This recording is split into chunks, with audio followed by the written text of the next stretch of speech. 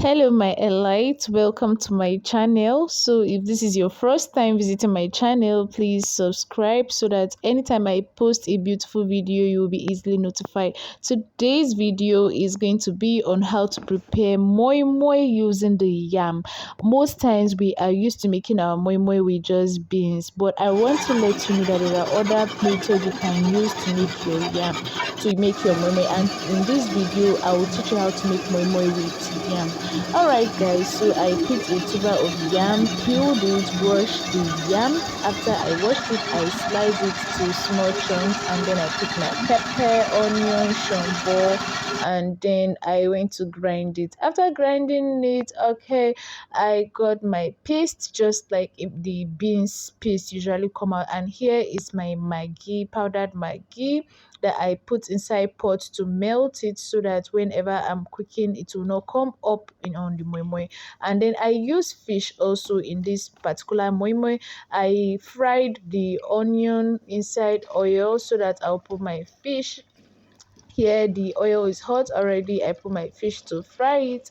At the end of the day, I want the moi moi to have a lovely taste and aroma, so that's the reason why I'm including the fish inside. So here the fish is actually frying, and then I go back to my paste that I already grinded earlier. You can see it's thick here. The consistency is too thick, so if you put it in your moi moi container, it's going to come out too strong at the end of the day. I added some water into my mixture, and I'm stirring it here.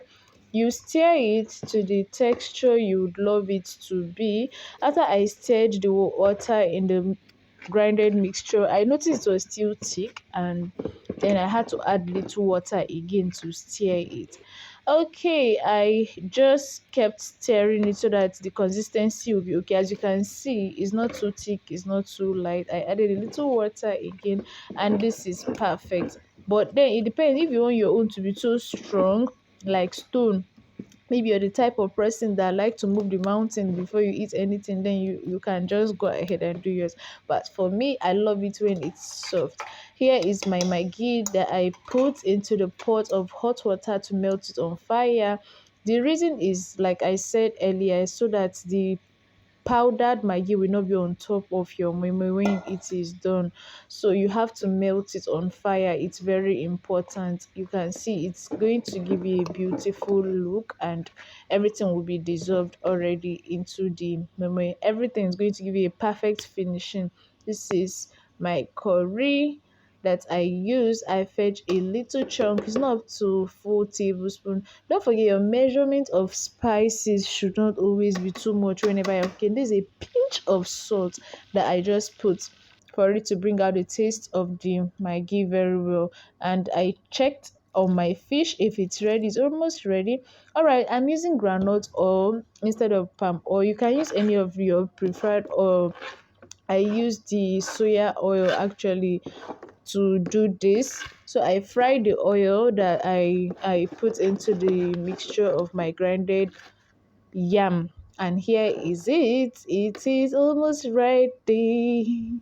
That's what I'm just doing. Okay, I finished mixing everything. The fish, I removed the bones, and then I put everything. I rubbed oil initially into the cans of the moi moi before putting the moi moi paste into it.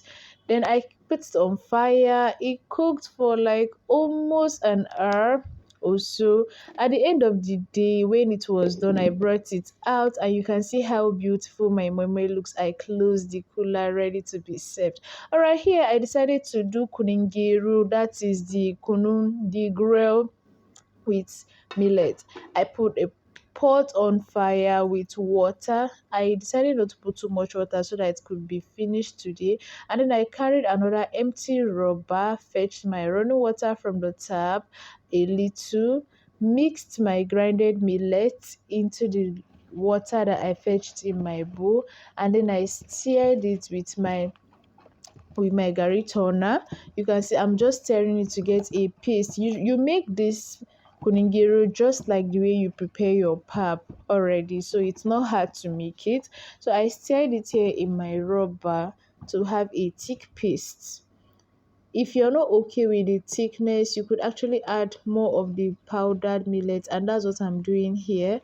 I added more of the powdered millet, and then I discovered it actually became more thicker again, so I had to add water so that it can give me the desired texture I want. At this moment here, I added little water into the paste of my millet, and you can see it's so beautiful. It's thick, it's not too thick. Like, I had the perfect mixture I was actually looking for. So I just kept stirring for a little moment here while I wait for the water on fire to boil. So I kept stirring and stirring and stirring and stirring my millet.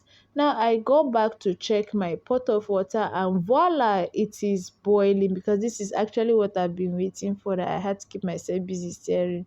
So at this point, I'm ready to pour my mixed millet that I turned into a paste. Like I told you, just like the way you make your pap, you can decide to turn the boiling water into the bowl that you've already mixed. But if you want it to be in the pot, fine, you can turn the mixed millet that you have turned in the form of a paste in the pot. As for me, I prefer turning it into the pot, and that's the reason why I turned mine into the pot. So immediately you turn it, don't leave it. You have to keep stirring immediately. And if it's not too thick, you need to do another mixture immediately. So what I did here in this case was that I divided my mixed paste into two. When I put the first one and I discovered it was not thick enough, I brought the other half that I kept in another container, and I turned it into my pot. You can see it's not too thick, it's not watery. This is just the perfect texture that one can comfortably drink it and have a lovely meal. So don't forget, this kunun gero, I purposely made it so that it will be used together with the moi moi that I made with my yam. Do not forget to try it at home, do your own. At this point here, I've put it into the food flags ready to be served. All right, drop your comments in the comment section, and I would love to see your beautiful review. Make yours at home also. Do not forget to subscribe to my channel for other beautiful videos I'll be posting, so that you easily be notified. I remain Keziah Alayafi. Follow me on all my social media platforms so that you just keep being in touch with me, keeping up with Kizaya Empire. Okay, I love you all, my Emirates. Thank you for staying to the end. Bye.